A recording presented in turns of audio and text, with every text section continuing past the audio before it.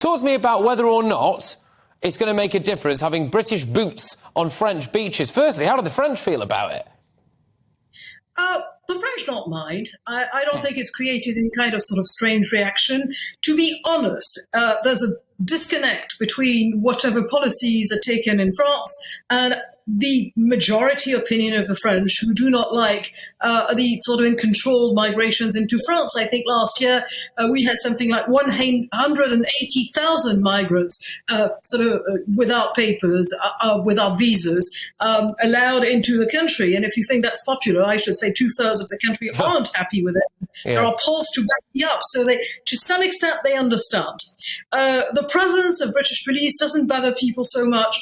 You know that at any control to go into Britain anyway, you have border control forces already, so that if you take, say, the train at Gare du Nord to Britain, you pass both French and British passport lines, and that way, when you get there, there isn't a clog up when you leave the train. And that's something that's been completely understood. The situation in Calais, the one thing that you hear from the French from time to time is to say, look, why do the British make things so attractive to migrants in terms of benefits and help and legal provisions that make that Britain attractive than France? That's fascinating. Talk to me about that then. So even French border force officers are perplexed as to why Britain makes itself so attractive for people coming across the Channel.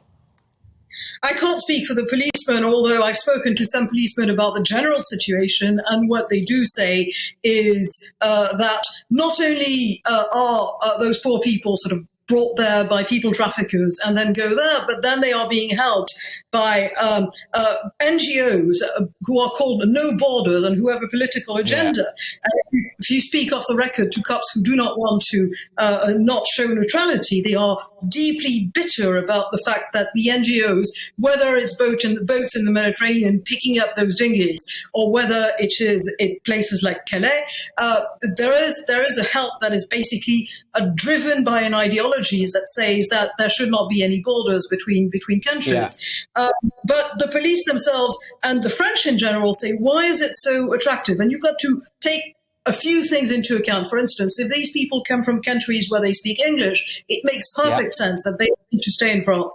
And sometimes and often they've got relatives and people from their communities already in Britain, and they know that they will find something. The second thing is something that is our fault more than yours, which is that the unemployment in Britain is half what it is in France. And so they know that they will find jobs.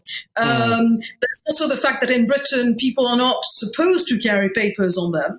But having taken all this into account, some of the things we realize that unemployment is our fault. The rest is housing, help. That is the thing where they say, we understand why they go. We don't like it.